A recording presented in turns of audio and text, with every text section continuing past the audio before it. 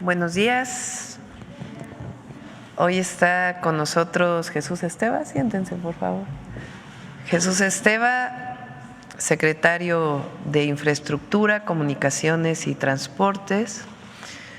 Él nos va a platicar sobre las obras que quedaron en proceso con el presidente Andrés Manuel López Obrador y que se sigue trabajando para información de todos y todas, que se conozca cuáles son estas obras carreteras, porque también hay otras obras de infraestructura como hospitales que las vamos a presentar en otra ocasión.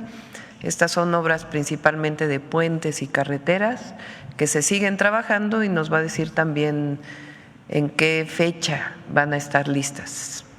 Entonces ese es Jesús, su presentación, y después Noemí Juárez, que es subsecretaria de Educación Básica, que como saben, ahora sí, jueves es Mujeres en la Historia. Adelante, Jesús. Sí.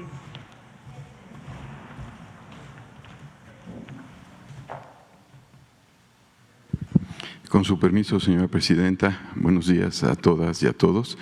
A continuación, informamos los avances de proyectos de infraestructura carretera a la fecha. La siguiente.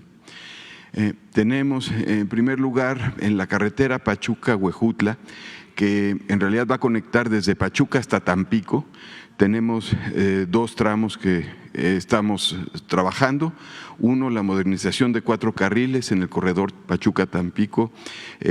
Este tramo de tierra Cerro Colorado a Zacualtipán tiene 99% de avance, son 51 kilómetros y estará concluido la próxima semana, el 31 de octubre. Como ven, bueno, pues población beneficiada, 100,000 habitantes, municipios Zacualtipán de Los Ángeles, Atotonilco el Grande y Mexicuán. Esto principalmente es la ampliación, la modernización de carriles en estos 51 kilómetros. En realidad el tramo completo son cerca de 100 kilómetros. La siguiente. Como parte de este tramo Pachuca-Huejutla, tenemos 10 kilómetros que son de Real del Monte al entronque La Huasca. Aquí tenemos varias estructuras, tenemos la ampliación a 4 carriles, incluye 3 túneles, 6 viaductos, 2 entronques y una rampa de emergencia. Se está trabajando en varios frentes, están por concluirse los túneles y también los puentes, los viaductos. Aquí vemos algunos de ellos, el viaducto Manzanos. Acá también se están estabilizando taludes, es una obra, aunque son 10 kilómetros, es una obra muy compleja que tiene todas estas estructuras. Aquí vemos otro de los puentes, ya de los 6 viaductos hay 4 concluidos y 2 están en proceso. Y de los 2 túneles hay uno prácticamente concluido y hay otro que faltan unos cuantos metros, que es el del entronque. Estos tienen alturas de 20 metros, o sea, son dimensiones realmente significativas en cuanto a la construcción de esta infraestructura. Aquí estará concluido el 30 de enero del próximo año, 2025. Esta es ya la parte final del tramo de los 10 kilómetros. Es el entronque con La Huasca. La siguiente. El puente Rizo de Oro, que es parte también de la conexión con el puente La Concordia que inauguró el presidente López Obrador hace unos meses. Aquí tenemos, este puente es un puente tipo arco metálico, tiene 66% de avance, son 400 metros de longitud. Ya se concluyeron prácticamente los 2 extremos, tienen los 2 apoyos y se va a comenzar la construcción de la estructura metálica del puente. Este se va a febrero de 2025. Además del puente, se está construyendo 1.7 kilómetros del camino de acceso, que son las imágenes que se están viendo, y este se liga con La Concordia y es parte de un corredor. La siguiente. Tenemos el puente vehicular Nichupté. en Cancún. Aquí es un puente de 8.8 kilómetros, se tiene cerca de 70% de avance. Incluye, bueno, 2 entronques que son importantes, son las conexiones, y aquí traemos una fecha de conclusión del 30 de marzo. Este es un puente muy complejo por el tipo de cimentación, por la karsticidad que se tiene en algunas zonas y por estar construyendo pues mediante pontones, mediante estas estructuras que se ven que flotan y que son con las que se hacen las perforaciones, con lo que hace la cimentación profunda y después se hacen los montajes. Entonces está en plena actividad y se nos va hacia marzo de 2025. La siguiente. Aquí tenemos la carretera San Ignacio-Tayoltita, que une Durango con Sinaloa. Esta lleva 90% de avance, son 80 kilómetros. Se ve la ampliación del túnel, es una ampliación, modernización y ampliación de sección. Se están construyendo 16 puentes, un viaducto y la ampliación del túnel de más de 515 metros de longitud. Esto nos estamos yendo al 30 de abril de 2025. Falta poco, ya se sigue trabajando en Durango, en uno de los extremos de Durango, y está por concluirse el tramo en Sinaloa. Entonces es también una de las obras importantes con muchas estructuras y que estaremos concluyendo en el primer trimestre del próximo año.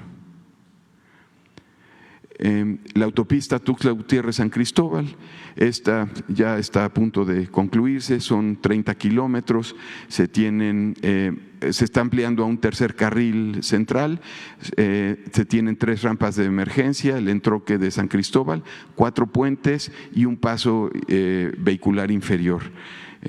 Aquí se ven imágenes, esta está muy avanzada y estaremos pues concluyendo la próxima semana y abriéndola a la operación. Las rampas de frenado, que son importantes en cuanto a la seguridad vial y bueno, la población beneficiada, las comunidades y municipios que tenemos en Chiapas. La siguiente. Tenemos la autopista Mitla-Tehuantepec, también una obra muy compleja que se avanzó de manera significativa en la administración anterior. Tenemos que es una autopista que consta de 65 puentes, 14 viaductos, 10 túneles, 20 entronques y 2 casetas. El avance es el 95%, la longitud son 170 kilómetros. La fecha de conclusión se va a enero de 2025. En esta en especial estamos trabajando en un túnel que le llaman el Tornillo, en una zona de deslaves importante que he estado dando seguimiento prácticamente cada semana a las contingencias que se llegan a presentar durante el proceso constructivo y va avanzando bien. Entonces, ya pronto esperemos ya tenerla concluida. La visitamos en la época de transición con la presidenta y el presidente López Obrador. Una de las últimas giras fue a esta obra y pues sigue en proceso. Es una obra muy importante, muy compleja. Aquí se ve la magnitud de las estructuras. Como ven, son 65 puentes y algunos con las dimensiones que se observaron ahí. Vean la magnitud de los cortes, los volúmenes de corte, más el túnel que les mencioné, que le llaman el Tornillo. La siguiente.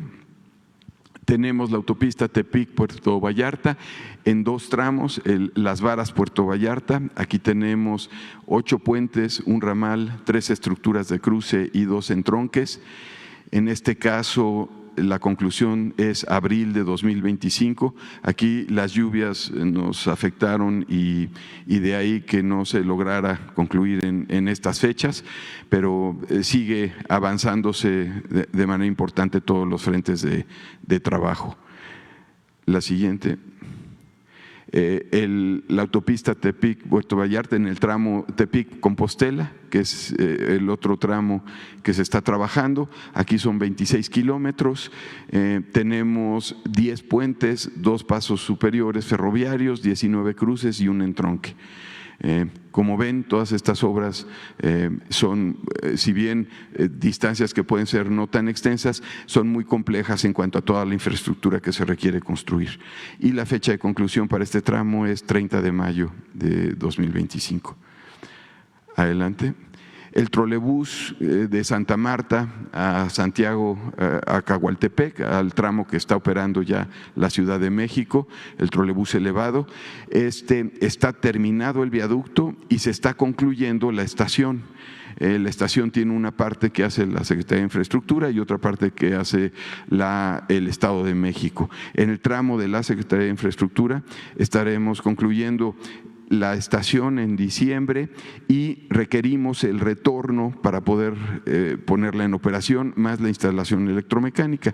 Eso se estará concluyendo en marzo de 2025 y ya podrá conectar con la línea 10 de trolebús, que también tendrá la conexión hasta Río Miscuac.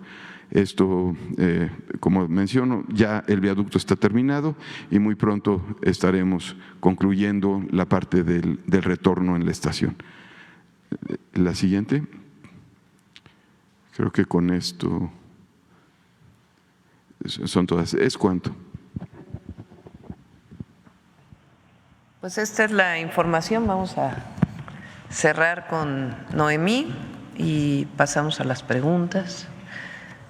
Quizá antes nada más comentarles, ya lo conocen, está en todos los medios, pero el día de ayer hubo noticias importantes respecto a la reforma al Poder Judicial, la reforma constitucional al Poder Judicial.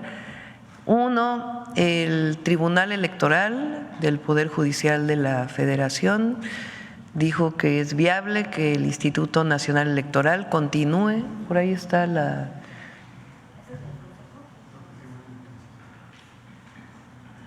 del Tribunal Electoral, se determina de manera, a ver si me prestan el…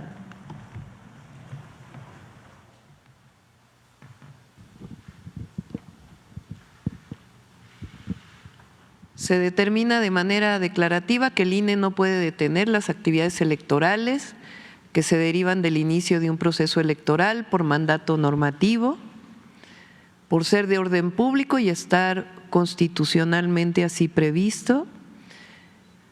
Es procedente la acción declarativa solicitada por el INE, es constitucionalmente inviable suspender la realización de los procedimientos electorales a cargo del INE, y derivada de esta resolución del Tribunal Electoral del Poder Judicial de la Federación, viene el comunicado de prensa del Instituto Nacional Electoral, luego de que la Sala Superior del Tribunal Electoral del Poder Judicial de la Federación aprobó por mayoría de votos la resolución que declara procedente la acción declarativa solicitada por el INE y determina que es constitucionalmente inviable suspender actos que se relacionan con el desarrollo de los procedimientos electorales. Entonces el INE reitera su respeto al marco constitucional legal vigente, es la parte última, así como su compromiso con la organización de elecciones libres, auténticas y transparentes. Eso significa que continúa el proceso electoral por parte del Instituto Nacional Electoral para la elección de jueces, juezas, magistrados, magistradas, ministros y ministras del Poder Judicial de la Federación. Es una resolución muy importante. Recuerden que en el caso de procedimientos electorales, la Suprema Corte de Justicia de la Nación no tiene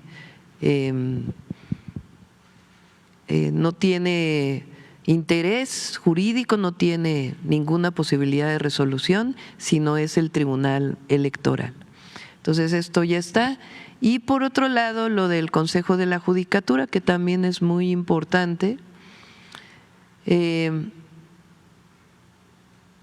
informa que en la sesión ordinaria determinó que prevalece la circular emitida el pasado 16 de octubre en cuanto a la decisión de reanudar actividades completas en todos los tribunales y juzgados del país, por lo que los titulares están obligados a dar cumplimiento a las disposiciones en materia administrativa, entre otras el control de asistencia, a fin de garantizar el óptimo funcionamiento de la impartición de justicia. Es decir, el Consejo de la Judicatura ordena que inicie las actividades de jueces, juezas, magistrados, magistradas del Poder Judicial de la Federación.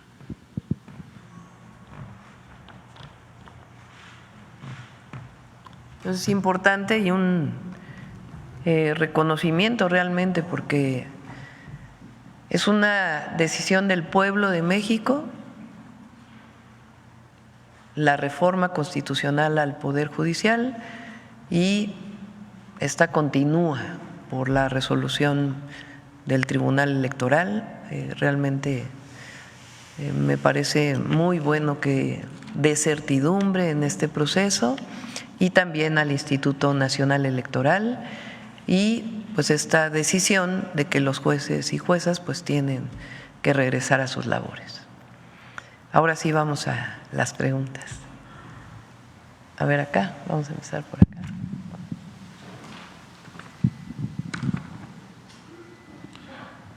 Muy buenos días a todos y a todas, a quienes nos ven y nos escuchan. Presidenta CONA de todas las mexicanas y todos los mexicanos, primero inicio con esta frase que decía el expresidente de México: deseo que el pueblo siempre tenga las riendas del poder en sus manos. El pueblo pone y el pueblo quita, y es el único soberano al que le debo sumisión y obediencia. Así nos decía el presidente. Esta frase me lleva al punto 11 de sus 100 compromisos con el pueblo de México el pasado 1 de octubre, en donde prometió enviar una iniciativa de reforma constitucional para recuperar el principio democrático de no reelección, para que a partir del 2030 ningún puesto de elección popular pueda ser reelecto. Destacó que se impulsará la prohibición,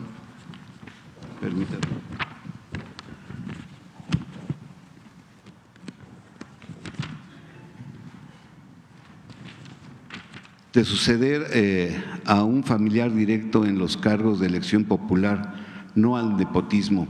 Esto me lleva al planteamiento de preguntarle, ¿qué le daña más al país, la corrupción o el nepotismo en la impartición de justicia y en la administración pública? Y cierro con las frases que decía también el expresidente de México: antes no había Estado de Derecho, era un Estado de chueco. Esto lo dijo el 10 de enero al defender la ley de salarios mínimos, y también dijo: solamente Trump gana más que el presidente de la Suprema Corte el 11 de diciembre. ¿Cuál sería su contestación, presidenta? Vamos a enviar las iniciativas, tiene bastante trabajo en este momento el Congreso de la Unión, hay todavía reformas que están pasando.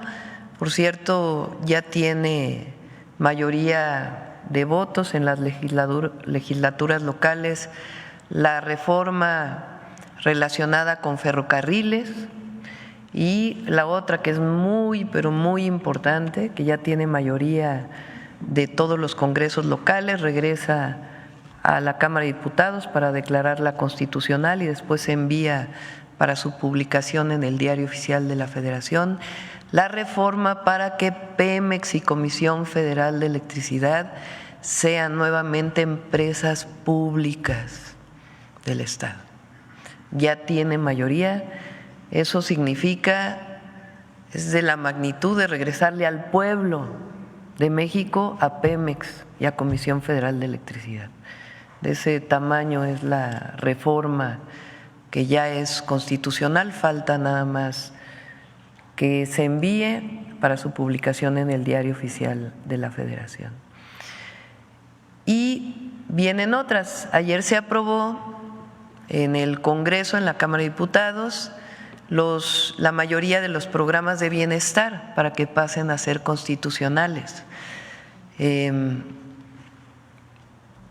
pensión adulto mayor desde los 65, porque recuerden que estaba desde los 68, programa Sembrando Vida, Jóvenes Construyendo el Futuro, etcétera, etcétera. Por cierto, votaron por unanimidad.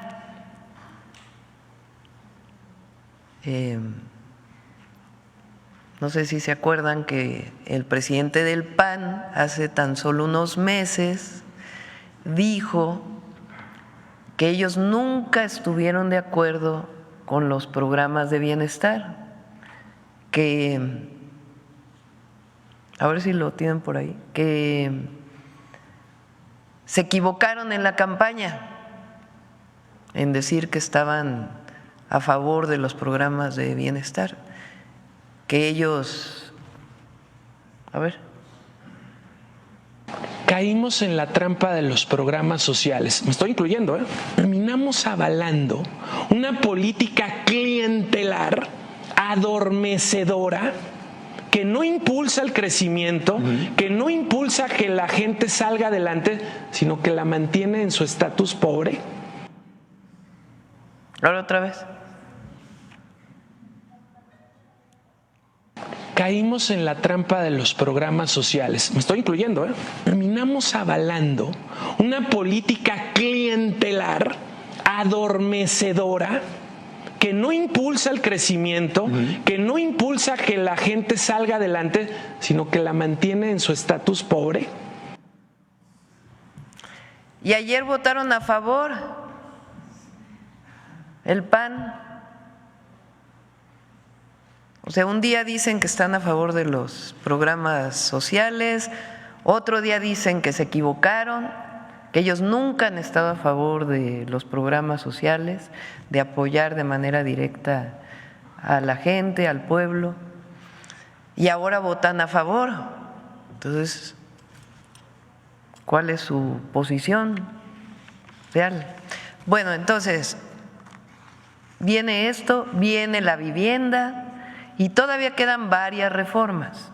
Entonces, vamos a enviar la reforma constitucional para que no haya reelección en ningún cargo de elección popular el próximo año, y va a estar acompañada de esta reforma para que no haya nepotismo. ¿A qué nos referimos con esto? La Constitución del 17 no permitía reelección en ningún cargo. Se mantuvo así hasta una reforma que se envió, si mal no recuerdo, en la época de Calderón, para que pudieran reelegirse legisladores, presidentes municipales. Los únicos cargos que hoy no tienen reelección es gobernadores y presidente o presidenta de la República, gobernadoras y presidente o presidenta. Pero se pueden reelegir presidentes municipales y legisladores locales y federales. Desde nuestra perspectiva hay que recuperar el origen de la Constitución del 17, sufragio efectivo, no reelección, porque además durante toda la campaña lo estuvimos escuchando por parte de la ciudadanía. Entonces se va a enviar el próximo año, y de igual manera que si hay alguien que es presidente municipal, no puede dejar a su hermano, a su hermana, a su esposo, a su esposa como candidato o candidata en el periodo siguiente. Si un familiar quiere ser candidato o candidata a un puesto de elección popular que ocupó un familiar de manera directa, pues tiene que esperarse al menos un periodo. Pero esto de que haya hermanos que pasen esposos no es correcto. Todo es parte pues de este vicio que había antes, y que yo creo que el pueblo de México está totalmente de acuerdo con ello. Entonces los vamos a enviar el año que entra para el siguiente periodo de sesiones del Congreso. Bien, gracias. No me presenté, soy su servidor Carlos Pozos de LM Noticias, La Molécula. Dentro de los 100 puntos expuestos el pasado 1 de octubre, específicamente el 34, se refiere al lanzamiento de un satélite propio mexicano para llevar los servicios de Internet a las regiones más remotas del país. En 1957 inicia la era espacial en nuestro país, aún tercermundista. Tenemos la Agencia Espacial Mexicana, de la que poco sabemos de sus actividades y acciones que realiza y que fue creada en tiempos de Felipe Calderón y que actualmente en nuestro país actualmente en nuestro país se producen 20 componentes de satélites de la constelación Starlink, permitiendo que seamos un jugador clave en esta industria. Como doctora y como científica, le pido que nos dé detalles cómo hará su gobierno de su administración si no se cuenta con un marco legal que permita la fabricación de satélites. Esto obligaría al gobierno a buscar nuevas alianzas con empresas privadas o modificar las leyes para desarrollar la industria satelital de nuestro país. Y si con esta acción, Presidenta, México rompe la brecha para una mayor autodeterminación y autosuficiencia en actividades espaciales, toda vez que se requieren de por lo menos $400 millones para este proyecto. Sí, planteamos avanzar en satélites y en otras áreas de desarrollo tecnológico. Vamos a enviar en próximas fechas la modificación a la ley orgánica del gobierno federal. Ahí viene, entre otras, la creación de la Agencia de Transformación Digital y Telecomunicaciones, que va a dirigir José Antonio Peña Merino. Ya se está trabajando desde ahora en un proceso de simplificación de trámites, digitalización y también en todo lo que significa la conectividad junto con CFE Internet y Altán y lo que tiene que ver con satélites. Entonces, eso es por un lado, y por otro lado estamos trabajando con Rosaura Ruiz, con la doctora Rosaura Ruiz, secretaria de Innovación, Ciencia, Tecnología y Humanidades, para otros desarrollos tecnológicos que platicamos también, que presentamos en los 100 puntos en el Zócalo, como el desarrollo de un vehículo propio y otros desarrollos tecnológicos que México tiene toda la posibilidad de hacerlo. Entonces, si nos permiten, pues invitamos a Rosaura y a Pepe Merino para que puedan platicar de todo ello. Muchísimas gracias. Gracias. Por acá. Hola, Presidenta, buenos días. Buenos días. Buenos días, Dalila Sarabia, de Animal Político.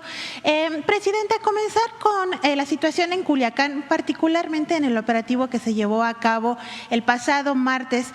Preguntarle en primera instancia, ¿cuál fue el informe que la Sedena le entregó a usted en el Gabinete de Seguridad, por favor? ¿Te refieres a la detención de un presunto? Exacto. Sí, fue una detención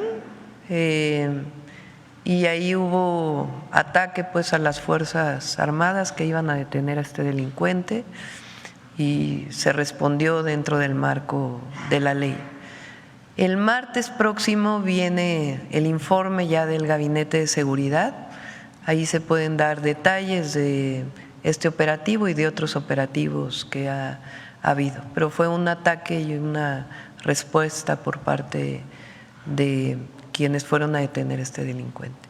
Atendiendo a que el próximo martes se nos pudieran brindar mayores detalles, preguntarle cómo se explica o cómo le explica el general secretario, la detención de este presunto delincuente y que por parte del Ejército, de las Fuerzas Armadas, no hubiera heridos, no hubiera bajas, no hubiera otras detenciones por parte del otro grupo y todas fueron pues muertas, fueron 19 personas que perdieron la vida en este operativo. Toda acción de este tipo, en donde hay personas que pierden la vida, más allá de si son presuntos delincuentes o no, siempre hay que proteger la vida de las personas, siempre son investigadas y hay un proceso que se sigue necesariamente. Entonces, si quieren que se informe claramente, pero fue una detención en donde hubo agresión a las fuerzas federales y respondiera. En este caso, ¿qué autoridad lo investiga? ¿Lo atrae la Fiscalía? Son las dos, tanto dentro de las propias fuerzas, dentro de la Secretaría de la Defensa Nacional, tienen sus propios mecanismos de investigación y si es necesario pasa a la Fiscalía. Doctora Presidenta, se lo pregunto porque también el día de hoy se da a conocer otro hecho también en Culiacán, en donde los militares estuvieron a punto de matar a un civil, a una persona inocente. Hablamos de violaciones a los derechos humanos. Lamentablemente no es la primera ocasión que sucede, que se reporta esto en este sexenio. Insistirle un poco, ¿qué se hará? ¿Cómo se estará trabajando? ¿Cuál es la instrucción que tiene usted de forma directa con el titular de las Fuerzas Armadas? La instrucción que hemos dado, y es la política, es la estrategia del Gabinete de Seguridad, es que no haya enfrentamientos. No vamos a regresar a la guerra contra el narco. No es llegar en un marco fuera de los derechos humanos y dentro del marco de la ley, llegar a agredir para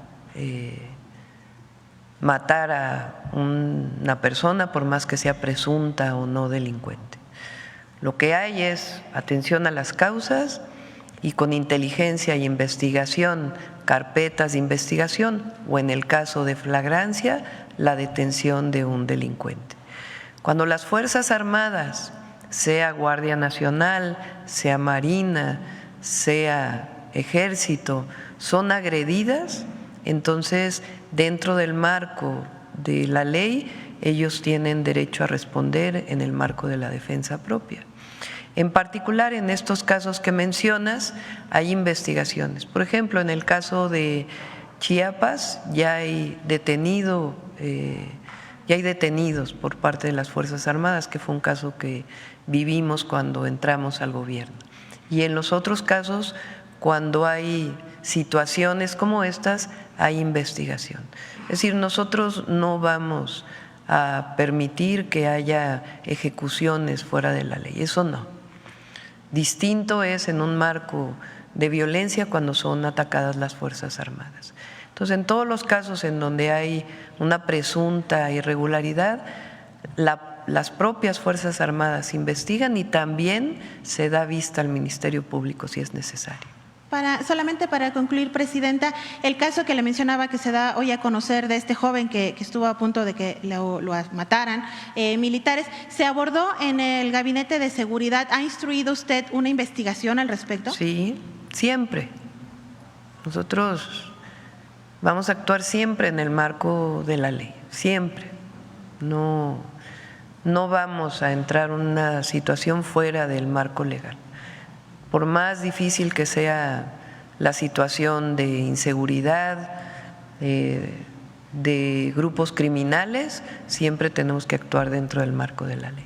Gracias, Presidenta. Y solamente concluyo, el próximo martes, que entiendo vendrá el Gabinete de Seguridad, y con todo lo que está sucediendo en Culiacán, ¿también habría posibilidad o usted ha instruido que se haga un plan para poder apoyar a todos los comerciantes, todos estos establecimientos mercantiles que han tenido que cerrar sus puertas? Se calculan pérdidas de 500 millones diarios por el temor de hacer sus actividades cotidianas.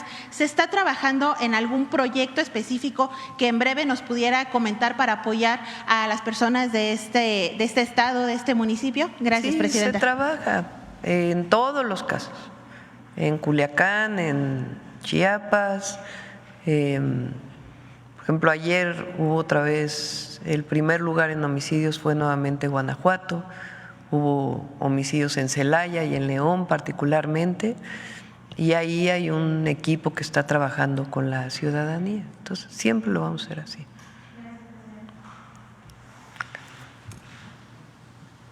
Sí. Gracias, Presidenta. Mara Rivera, de Enfoque Noticias NRM. Bueno, ya ha explicado y ya conocemos su punto de vista respecto a esta decisión ya del Poder Judicial de regresar a trabajar. Sin embargo, existe también en el ambiente este llamado que hace la vocera de los trabajadores a que continúen con el paro, y la verdad la situación se ve complicada porque hay que reconocer que sí hay un ambiente pues prácticamente de mucha frustración y también de mucho odio. Entonces, ¿qué tiene que decir la presidenta pues a todo este grupo de trabajadores que se percibe este ánimo?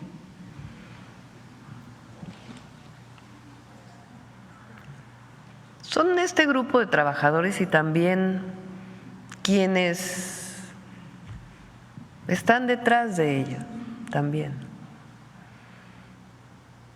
Es decir, es quienes se manifestaron en contra de una reforma al Poder Judicial, que son grupos muy conservadores. Entonces, a todos los trabajadores del Poder Judicial, lo hemos dicho muchas veces, no van a ser afectados sus derechos laborales. Eso lo dice un transitorio de la reforma constitucional al Poder Judicial de la Federación. ¿Por qué ellos se manifiestan? Es una pregunta. Los jueces, las juezas, pueden participar en el proceso de elección, pero es una decisión que tomó el pueblo de México. Ahora, las y los trabajadores de los juzgados del Poder Judicial de la Federación, ¿cuál es la razón de su manifestación? Si van a ser respetados todos sus derechos laborales. No va a haber afectación en ninguno de sus derechos, ni en sus ingresos. Entonces, ¿cuál es la razón de tanto enojo? Si ellos no van a tener ninguna afectación. Es más, a ellos, en vez de que sean nombrados por ser hijo, primo, hermano, va a ser mucho más transparente, porque lo que queremos es que se acabe el nepotismo y la corrupción. Entonces, ¿por qué tanto odio? ¿Por qué tanto enojo? ¿Quiénes son los que están en este movimiento? Entonces, es una decisión del pueblo, no es un asunto de la presidenta con una jueza, con un juez, no. Yo tengo un mandato popular.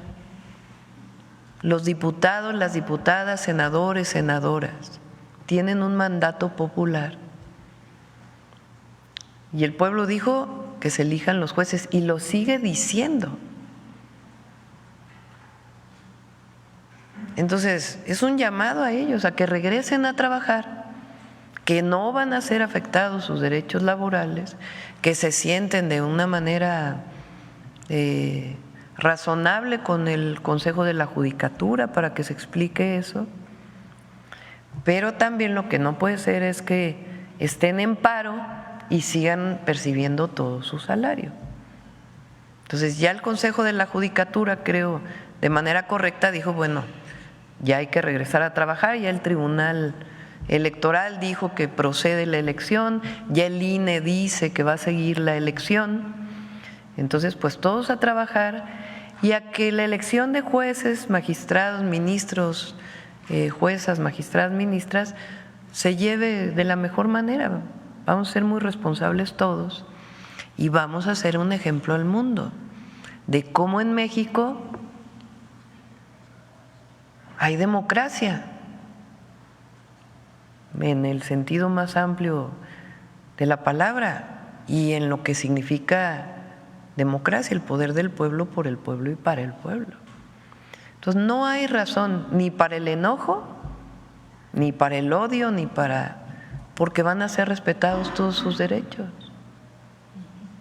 Gracias, presidenta. Hoy conocimos por parte del INEGI el dato de inflación si no me equivoco, llevaba 5 quincenas ya disminuyendo esta, pero ahora esta es la segunda ocasión en la que aumentan los precios y particularmente todo lo que tiene o derivado de los productos agrícolas. La inflación ya anualizada, pues prácticamente se encuentra una tasa anual de 4.69%. Entonces, ¿cómo va estas negociaciones que usted ya también había anunciado que se tienen con los sectores, tanto los distribuidores como agrícolas? En fin, vamos muy avanzados. Es un acuerdo que firmó el presidente López Obrador y que nuestro objetivo es firmarlo nuevamente. Lo está llevando el secretario de Hacienda, este acuerdo, y ya vamos muy avanzados. También participan otros secretarios y secretarias y el objetivo es firmar para que la canasta básica no aumente. El precio del maíz está bajo, ya se definieron los precios de garantía y otros productos agrícolas no han aumentado significativamente. Entonces se puede mantener la canasta básica con los productos que tiene la canasta sin aumentar para controlar la inflación, y de parte del Gobierno de la República nuestro compromiso de no aumentar en términos reales ni la gasolina, ni la luz, ni el diésel, ni el gas LP. Y es que esto quería yo también preguntarle si habrá operativos especiales, porque ya en este momento estamos viendo precios también desbordados, se percibe en el mercado, por ejemplo, tan solo el kilo de mandarina 120 pesos, las uvas un poquito en ese tenor. ¿Qué esperaríamos en diciembre o a 2 meses de que sean productos ya sumamente demandados y que esto no se vea que vaya disminuyendo? Entonces, ¿habrá operativos por parte de Profeco para evitar que, bueno, pues hagan su agosto los comerciantes también con esta volatilidad? ¿Por qué no ponen la canasta básica que puso Iván el martes? La canasta básica no ha aumentado. Sí. Son otros productos. Incluso son otros productos. Incluso en algunos lugares, si pones la canasta donde viene cuáles son las empresas comercializadoras, si se fijan, incluso está por debajo en muchos establecimientos del precio que está fijado por este acuerdo y por la propia Profeco. Entonces, la canasta básica no ha aumentado y va a seguir la Profeco de 2 maneras. Uno, se está revisando la manera de inspeccionar de la Profeco. Y por otro lado, el mantener esta información de manera permanente para que la ciudadanía esté informada de cuáles son los establecimientos que tienen la canasta básica o las gasolinas a los menores precios. Sí, porque al final, por último de este tema, los productos más demandados, por ejemplo, el huevo, de los 45 pesos ahorita ya está en promedio en 52 pesos. Entonces son como a lo mejor algunos productos nada más, pero que al final pegan al bolsillo.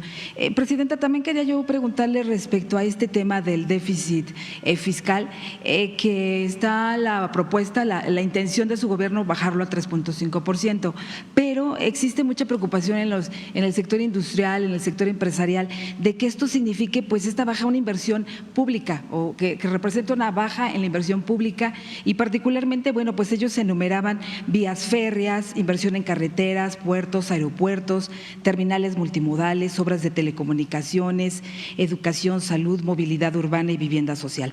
Entonces, en los países desarrollados ellos argumentan que los gobiernos invierten hasta el 5% inversión pública y que aquí, bueno, pues es importante reducir el déficit, pero no a costa o afectando este tipo de inversión en carreteras y todo esto que le enumeré.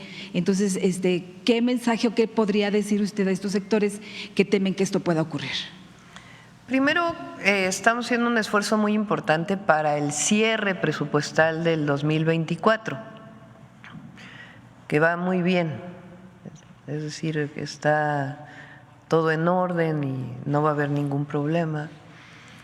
Y ahí vamos a ver cuál es el déficit con el que cerramos en el 2024. Eso es lo primero.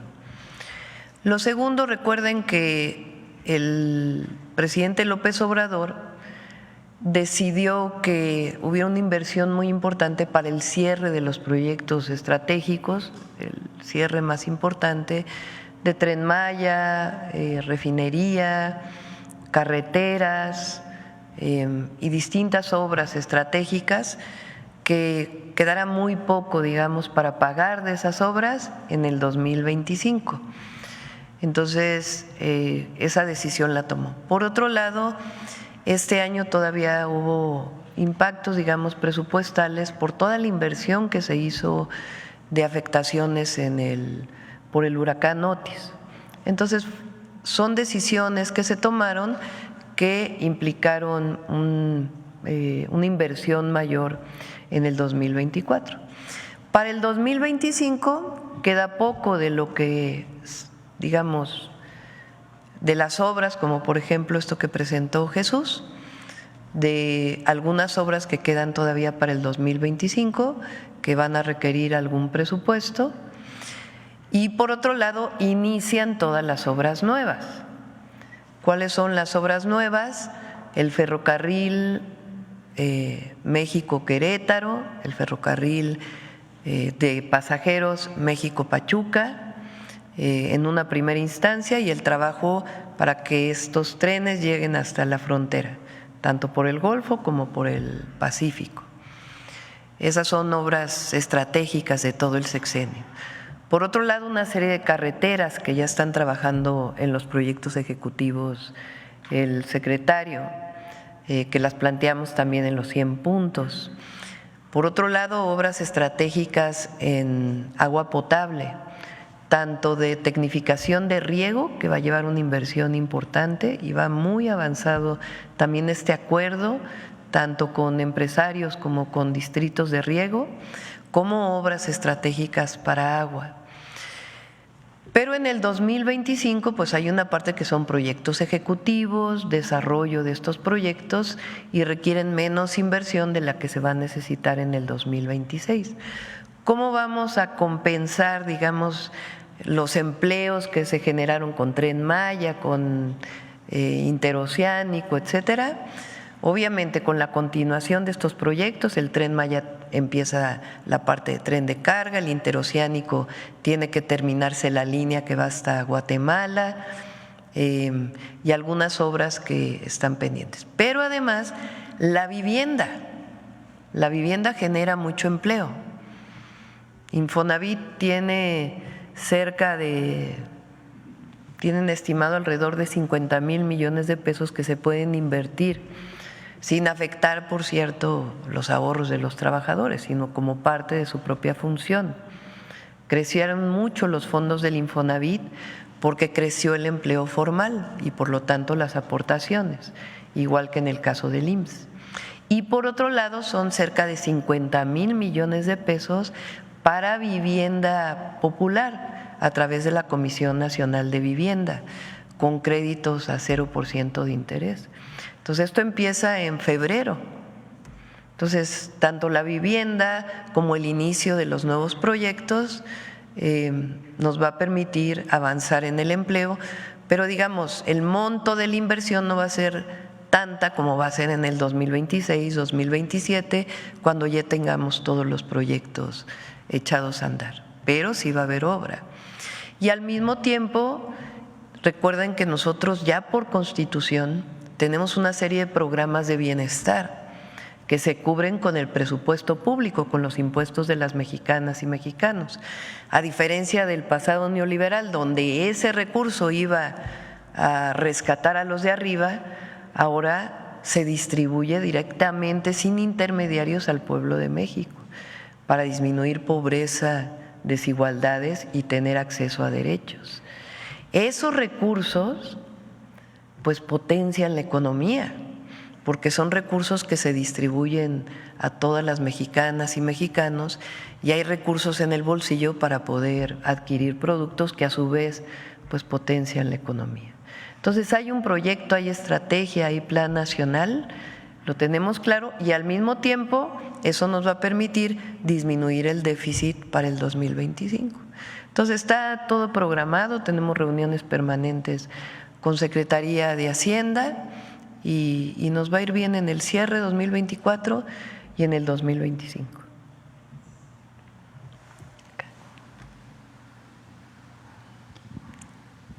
Buenos días, Presidenta.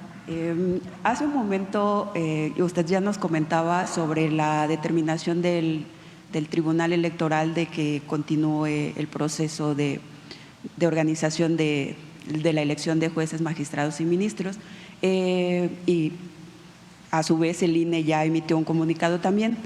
Pero pese a eso, que emitió el INE el comunicado, hay todavía consejeros que dicen no estar de acuerdo con esta determinación. Una de ellas es la consejera Dania Rabel, que ayer dijo que ni siquiera este comunicado no representaba su punto de vista porque no había sido consensuado. Antes de esta declaración de la consejera, un grupo de consejeros también había dicho que temían que hubiera posibles represalias contra los trabajadores del Instituto Electoral por desacato de la orden que había, de las suspensiones emitidas. ¿Su gobierno no teme de que a lo mejor haya un grupo de consejeros que pretendan todavía no acatar esa decisión del tribunal? Pues la información que tenemos es que continúa la elección, que no hay nada que la pueda detener, porque ya hay una resolución del Tribunal Electoral y el propio Instituto Nacional Electoral ya emitió un comunicado. Habrá consejeros pues que respondan a intereses del PRIAN o a otros intereses, pero hay reforma constitucional, hay reconocimiento del tribunal de que tiene que continuar la elección y el INE un comunicado que dice la elección a jueces, magistrados y ministros, a personas juzgadoras, va. Entonces la elección va, es voluntad del pueblo de México. Ok, gracias, Presidenta. Elia Cruz de la Hoguera. Una segunda pregunta. Ayer usted también nos explicaba que le llegó la notificación con el QR que no llevaba a ninguna parte. Después de la conferencia, el magistrado Juan José Olvera le respondió y le dice que se dé por enterada que existe la orden para eliminar del Diario Oficial de la Federación la reforma al Poder Judicial. Si usted me lo permite, la expresión fue así. Dice, aquí, como pasa en todos los juicios, hay muchas formas de enterarse. Una es recibir el documento formal, incluso con otra persona que no sea ella, y la otra es que se dé por enterada. ¿Qué respondería usted a eso? A ver, ayer tan era cierto pues que no se había notificado adecuadamente que llegó una segunda notificación a la Consejería y a el Diario Oficial de la Federación. ¿Qué hizo la consejera jurídica? Como lo planteamos, hoy en la mañana estaré enviando un comunicado al Congreso de la Unión para su opinión y, por otro lado, la propia Consejería Jurídica le pregunta al Diario Oficial de la Federación qué procede. Vale la pena, primero,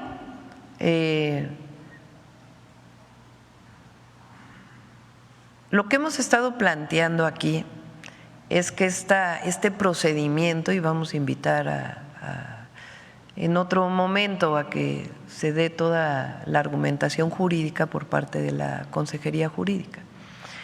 Pero hemos estado planteando que no tiene sustento,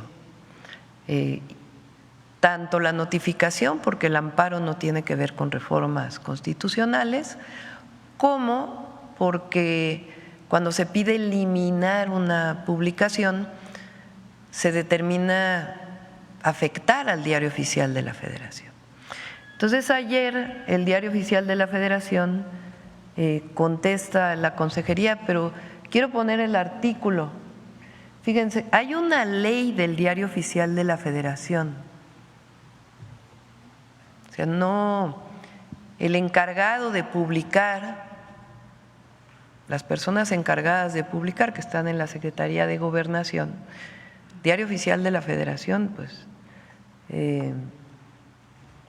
tiene la obligación de publicar aquello que emiten secretarías, decretos, modificaciones o incluso modificaciones constitucionales. Entonces, el Diario Oficial tiene una ley, no es que las personas decidan por voluntad propia qué hacen o qué no hacen, hay una ley. Y en el artículo 7º bis, en este numeral, dice que quienes están encargados del Diario Oficial de la Federación deben garantizar la autenticidad, integridad e inalterabilidad.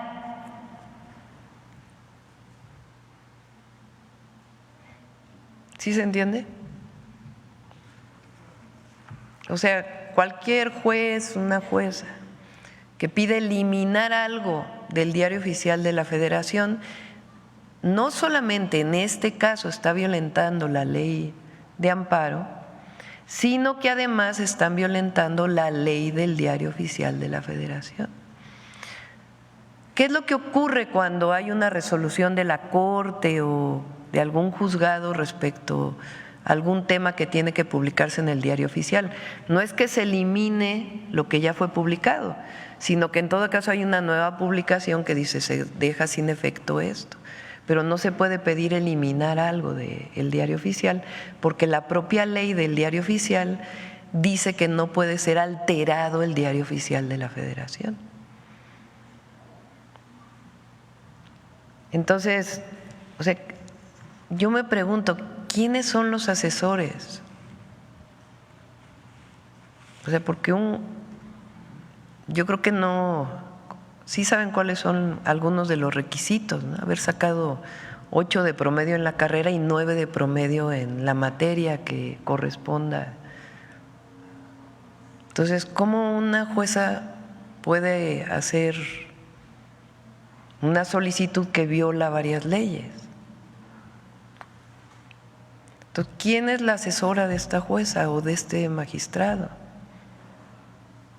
O sea, si son los ministros de la Corte, imagínense. O a lo mejor son abogados de quienes son parte de este grupo que no quiere que pase la reforma judicial, del PRIAN, de Claudio X González. Entonces, que se busquen buenos abogados, porque la verdad es que están… Entonces, ¿qué se hizo? Se recibe la notificación, tan era claro que no se había notificado que vuelven a notificar. Y ya que se recibe la notificación, la Consejería solicita al Congreso y además al Diario Oficial de la Federación. Y el del Diario Oficial de la Federación dice, yo tengo una ley que me impide eliminar una publicación. Pero bueno, ya es… digamos que eso ya quedó un poco en el pasado, porque finalmente ya resolvió el Tribunal Electoral, ya el INE dice que continúa, y lo importante para el pueblo de México es que su mandato está siendo respetado y que el 1 de junio del 2025 todas y todos los mexicanos vamos a elegir a jueces, juezas, magistrados, magistradas, ministros y ministras de la Suprema Corte de Justicia de la Nación. Y finalmente, Presidenta, ¿cuál es su opinión sobre las declaraciones ayer del rector de la UNAM, el doctor Leonardo Lomelí, que al acudir a la firma de un convenio de colaboración en el que además estaba la presidenta de la Suprema Corte, la ministra Norma Piña, llama a defender la carrera judicial? ¿Y qué dice de la Constitución? Viene la ley, fíjense, vienen varias leyes secundarias todavía. Viene la ley orgánica de la Corte, que va a regular al Tribunal Judicial, que también va a ser electo. Viene la ley de la carrera judicial, que se tiene que ajustar a el cambio constitucional. O sea, vienen todavía una serie de leyes secundarias, tiene que haber cambios a los procedimientos, porque recuerden que el cambio constitucional dice que algunos juicios no pueden ser mayores a 6 meses, no pueden durar más que 6 meses. Entonces tienen que cambiarse procedimientos también para que se pueda cumplir ese mandato constitucional. Entonces, no voy a entrar en discusión con el rector, pero yo creo que los ministros de la Corte, los abogados, abogadas, el rector de la UNAM, los académicos, la presidenta, los legisladores, estamos de acuerdo en que se cumpla la Constitución, que se respete la Constitución. Ya hubo un cambio constitucional, que es mandato del pueblo de México y hay que respetarlo.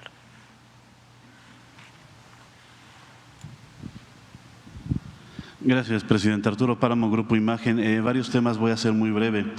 Publicamos hoy que la Auditoría Superior de la Federación encontró malos manejos en el gobierno de Chiapas, del gobernador Rutilio Escandón, por 2.576 millones de pesos a través de contratos con empresas factureras.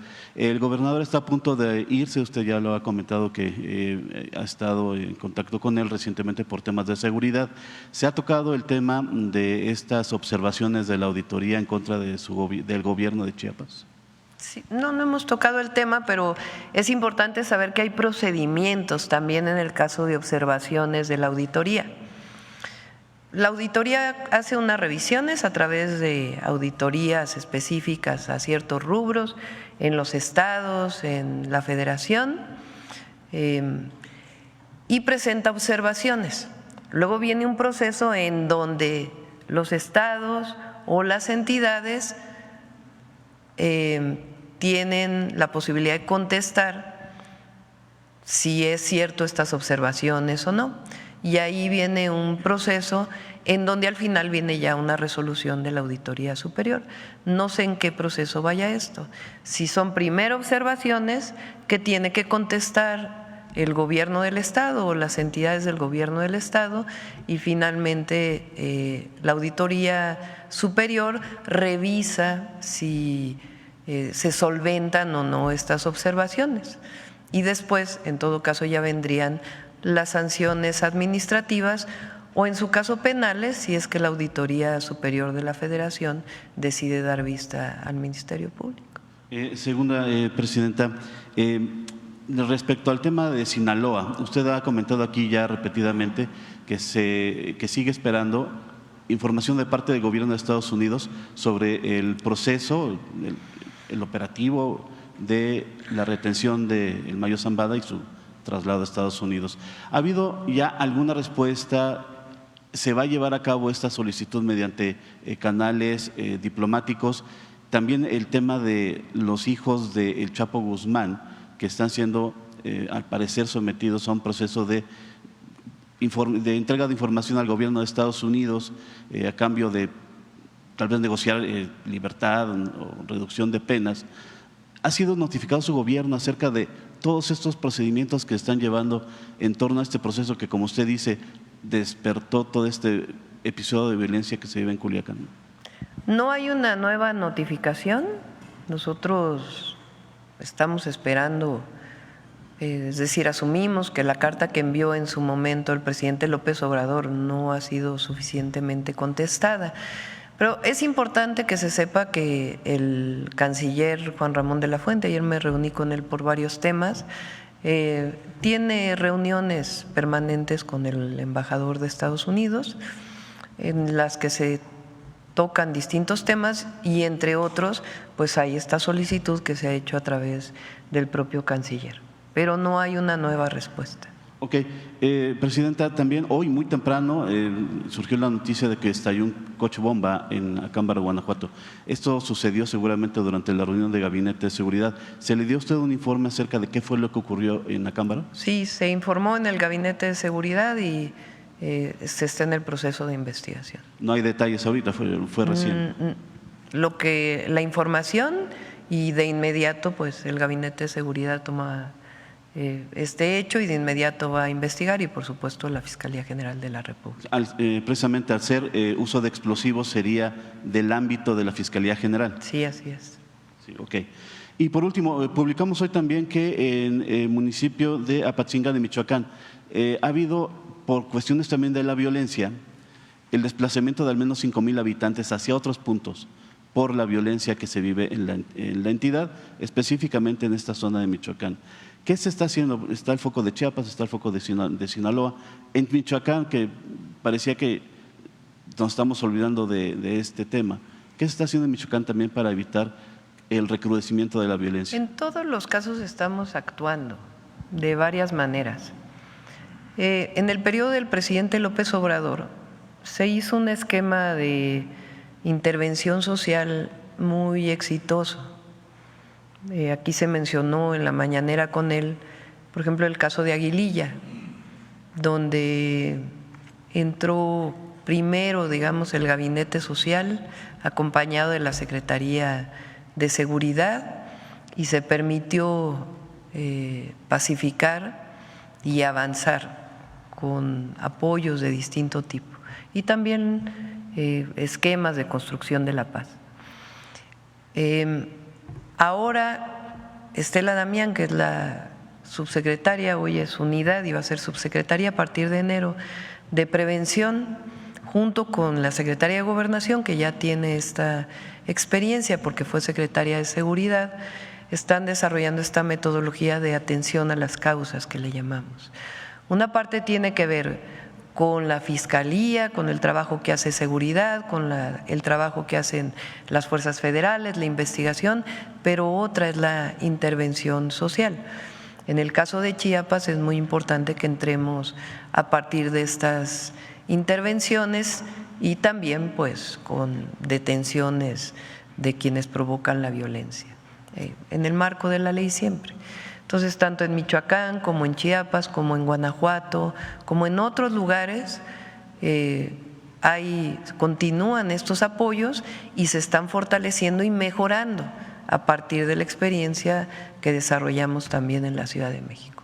Entonces, como lo he mencionado, va a dar resultados la estrategia de seguridad. Y es una estrategia que consiste en 4 ejes y estamos todos los días. Este no es un asunto de que ya dijimos la estrategia y delegamos en nadie. Tenemos reuniones permanentes y cuando se presentan casos como los que se han presentado, se define cuál es la estrategia, cómo se fortalece y se trabaja. Y vienen también las reformas que planteamos, que no hemos presentado, para el fortalecimiento del Sistema Nacional de Inteligencia e Investigación.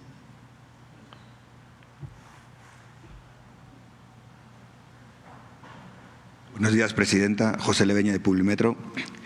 Durante esta mañanera también la Asociación Nacional de Magistrados de Circuito y Jueces de Distrito del Poder Judicial ya han contestado al Consejo de la Judicatura y han anunciado que el lunes 28, termina el paro. Quería saber su opinión sobre este tema, sobre una reacción del Gobierno sobre el fin del paro en las dependencias judiciales. Pues qué bueno. Y no es por el Gobierno, no es por la presidenta, qué bueno por el pueblo. Ahora, espero que no empiecen los sabadazos otra vez, ¿verdad? Pero qué bueno que regresan a trabajar, porque lo que no podía hacer era este paro, cobrando además sus salarios. Por otro lado, esta semana el secretario de Educación Pública, Mario Delgado, habló sobre la instalación de bebederos en las escuelas. Hace una década, en 2014, se creó el IEPS, en parte para subvencionar la instalación de bebederos, y más tarde, en el 2018, se dio un poco más la libertad a los padres para destinar este presupuesto a otros casos, como puede ser pintar, tejabanes, etc. Su Gobierno trabajará también en aclarar un poco hacia dónde se va este impuesto especial a las bebidas azucaradas y si se va a retomar que se destine hacia los bebederos. Recuerda que hay un programa que se llama La Escuela es Nuestra, que va a continuar. La Escuela es Nuestra, a diferencia de los procesos de contratación, que además estaban cargados de no solo de burocracia, sino de corrupción. Tú mismo estás diciendo que estaban orientados a bebederos, ¿y dónde están los bebederos? A diferencia de eso, ahora el recurso lo administra de manera directa a los padres y madres de familia en coordinación con los maestros. Entonces se hace una asamblea de padres y madres de familia, hay una tesorera, se hacen comités y se les entrega el recurso de manera directa. Y ellos y ellas, en coordinación con los maestros, deciden para qué van los recursos. Entonces, una parte de estos recursos ahora queremos que vayan para bebederos, por el tema de la norma donde no se van a permitir los refrescos en las escuelas. Entonces, es una manera más eficiente, no ha habido problemas, no hay corrupción y la ciudadanía decide directamente cómo administra estos recursos. Por cierto, este programa lo iniciamos en la Ciudad de México cuando fui jefa de gobierno. Le llamábamos, ¿cómo le llamábamos? No era La Escuela es Nuestra, sino Mejor Escuela, le llamábamos en el 2019. Se lo platicamos entonces al presidente López Obrador y él decidió llevarlo a todo el país y nosotros después en la ciudad le pusimos el nombre de La Escuela es Nuestra y va a seguir este programa y parte de estos impuestos se van para allá, pero podemos pedirle a Hacienda que pueda tener más información. Y ya para terminar, algo que quedó pendiente en el anterior sexenio fue la descentralización de las dependencias. ¿Usted va a continuar con este proyecto que comenzó Andrés Manuel López Obrador o lo va a revertir o lo va a detener? Lo estamos analizando. Parte del problema, aparte de que fueron los 2 años de pandemia y eso limitó, se requieren recursos muy importantes para que no solo se vaya, digamos, las cabezas del secretario o la secretaria, sino que las dependencias completas se muevan a otra entidad de la República. Entonces estamos analizando si hay casos en donde puede hacerse o no. Bueno, ya la última para que venga Noemí acá. Adelante, adelante. Buen día, Presidenta. Buenos Jonathan días. Lozada de Máxima FM y Cuarto Poder de Chiapas. Quiero regresar un poquito al tema del Poder Judicial porque sin lugar a dudas ha dejado pues una posición muy clara en el camino de lo que hemos visto los ciudadanos. Me imagino que es incómodo de repente ver un sinsentido en medios de propaganda, de tergiversación de la información, etcétera. Sin embargo, sí, a final de cuentas, el ciudadano puede ver una especie de casa de la risa loca, en donde de repente anuncian algo, analizan la constitucionalidad de la Constitución, mandan QR sin sentido, responde otro, etcétera. Pero de fondo, además de este punto que ha señalado usted que tiene que ver con la democracia, me parece que también está el tema del Estado de Derecho, que es el punto que desde mi perspectiva es el fundamental. Y quisiera preguntarle cuál es el papel del Estado de Derecho en su administración y cómo lo visualiza usted haciendo una especie de resumen de lo que se ha tocado esta semana en torno a este tema. Nuestros adversarios y algunos sectores que defienden lo que el régimen anterior, en donde se beneficiaba solamente a unos cuantos, acostumbran usar la palabra Estado de Derecho para defender lo que había antes. Y antes había un régimen de corrupción y de privilegios.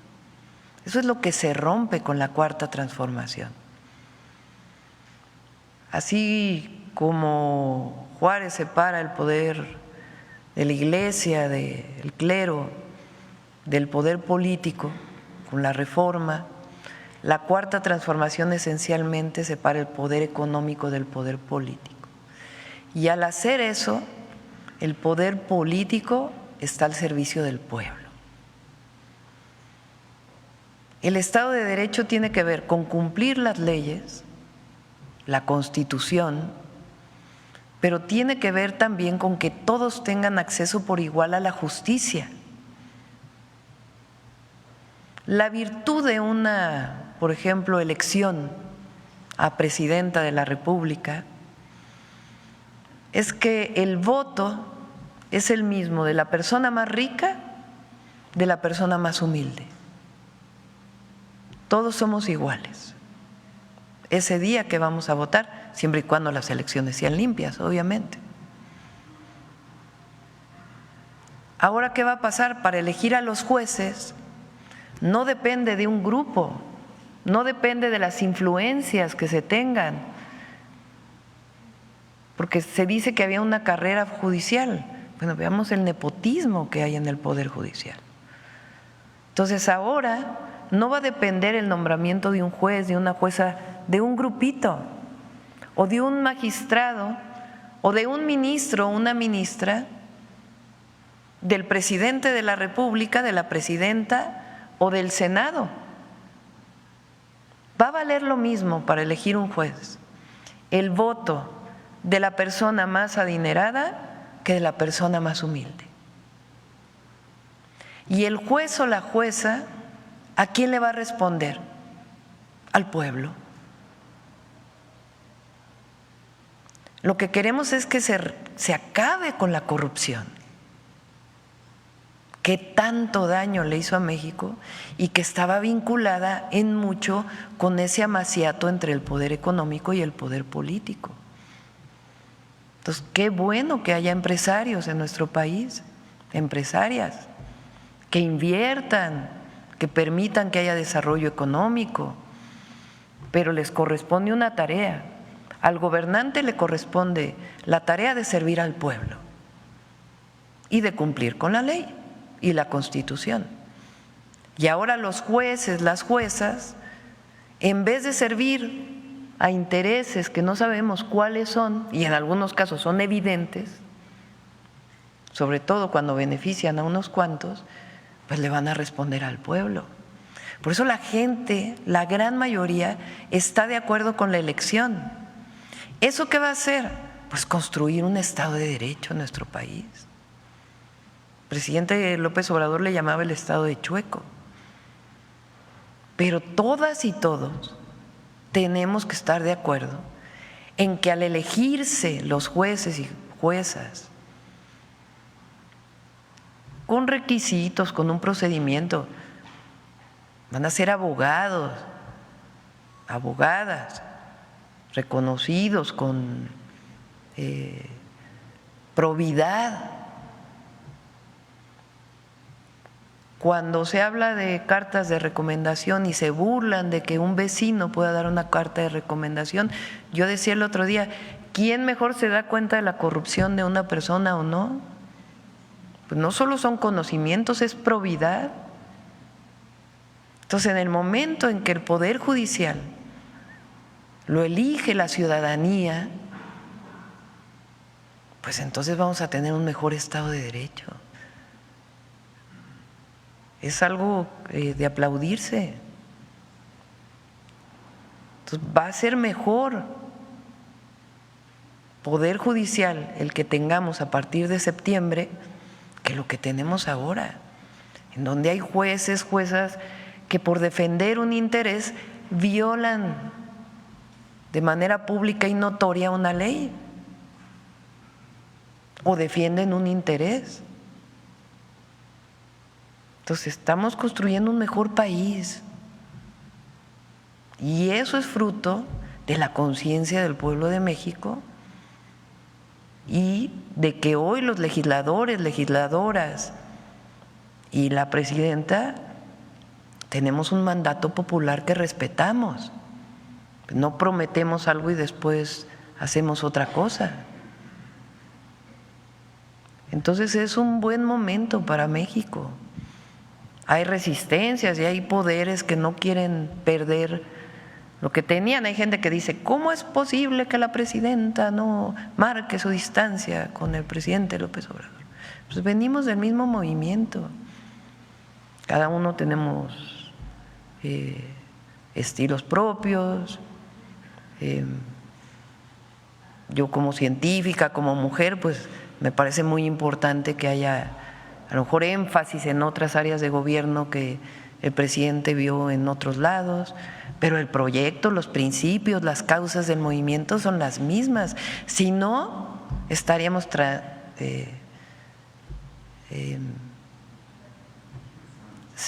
tergiversando el voto popular y estaríamos traicionándonos a nosotros mismos, a nuestra conciencia, a nuestra historia y al pueblo de México. Entonces es un buen momento en el país, un buen momento. Yo que salgo a los estados de la República, la gente está contenta. Ayer que fui a supervisar cómo está el registro de la pensión de Mujeres para el Bienestar, pues, hay mucha felicidad, la gente está contenta. Y claro, pues tenemos que trabajar todos los días, para eso nos eligieron. Bueno, cerramos con Noemí.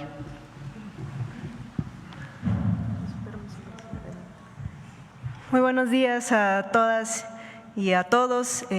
Como saben, el día de ayer fue el Día de la Médica y el Médico, y por lo tanto quisimos en el día de hoy, en esta sección de Mujeres en la Historia, recuperar la memoria de la primera médica cirujana de nuestro país, es decir, de Matilde Montoya.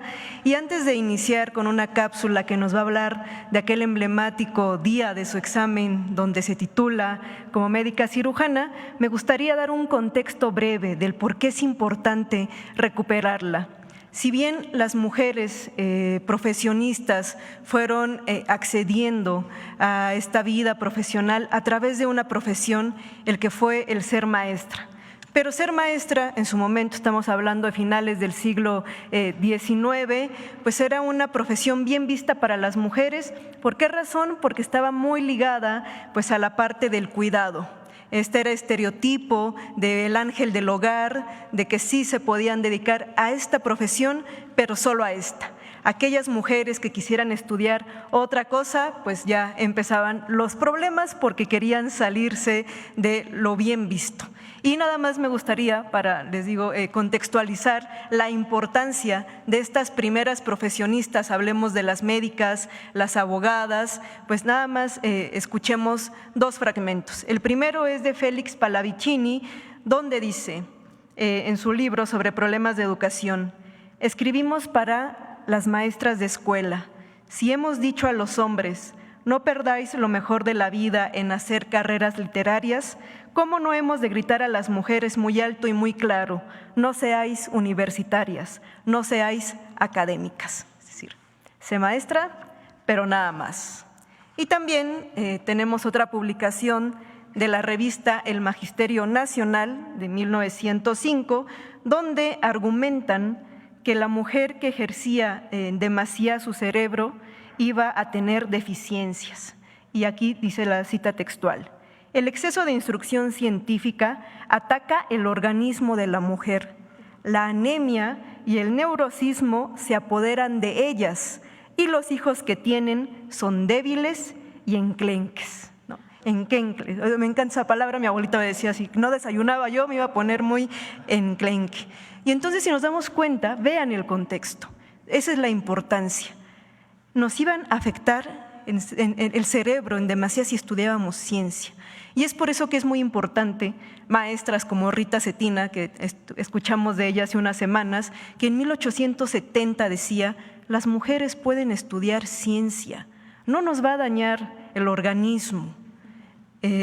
También otra maestra muy importante, Dolores Correa, habla acerca de la segunda médica titulada mexicana, que es Columba Rivera, y dice que pues ella desmiente todas estas injustas acusaciones hechas a la ciencia.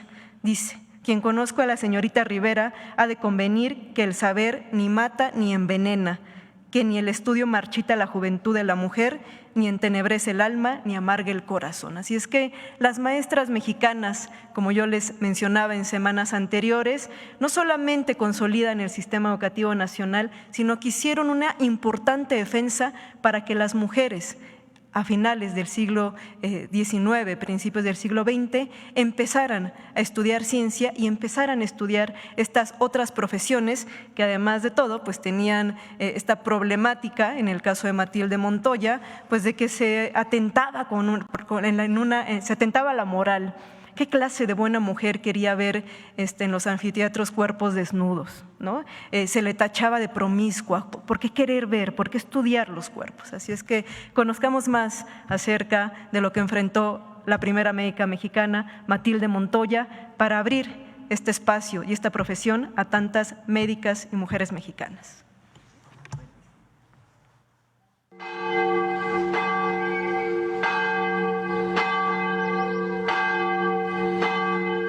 La tarde del 24 de agosto de 1887, en la Escuela Nacional de Medicina, algo inusual estaba a punto de ocurrir. Por primera vez en la historia de México, una mujer iba a presentar su examen profesional para obtener el título de médica.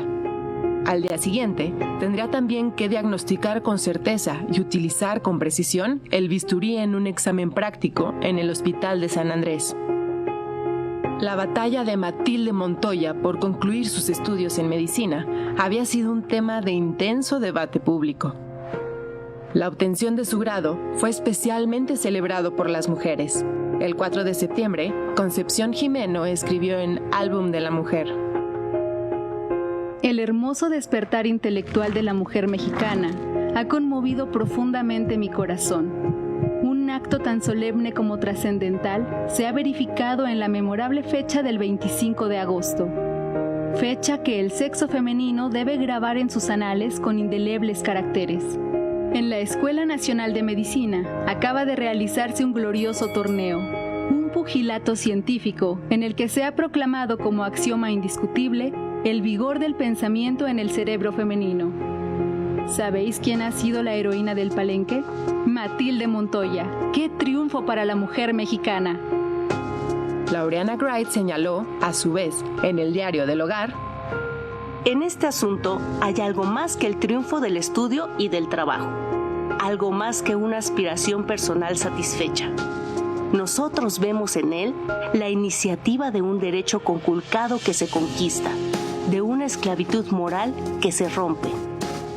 En medio de este atraso social que a grandes rasgos hemos tocado, aquí donde la mujer es constantemente el blanco de la crítica, aquí donde no ha podido conquistar ni el derecho de presentarse sin la obligada compañía del hombre en ningún teatro, restaurante ni paseo público, a no ser los templos, porque se lo prohíben las leyes del buen parecer, aquí decimos: la mujer que ha sido la primera en pasar esa terrible barrera del qué dirán, la primera en escalar el santuario de una ciencia monopolizada hasta hoy por el sexo fuerte.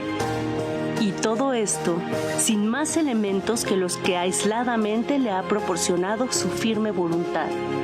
Es no solo valiente, sino heroica, y merece todo el aplauso y todo el apoyo de sus compatriotas.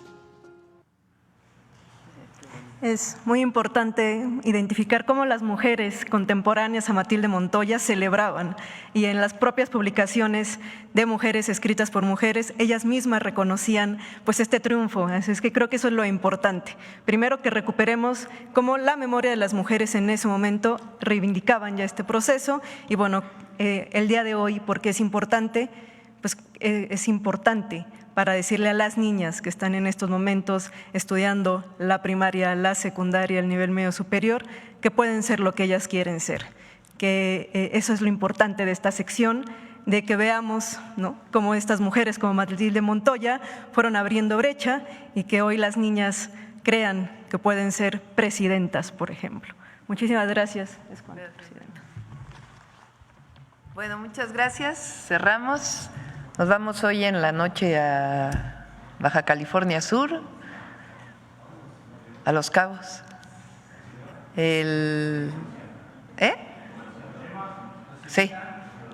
Sí, y después a Baja California y luego Guerrero. Gracias a todos y a todas.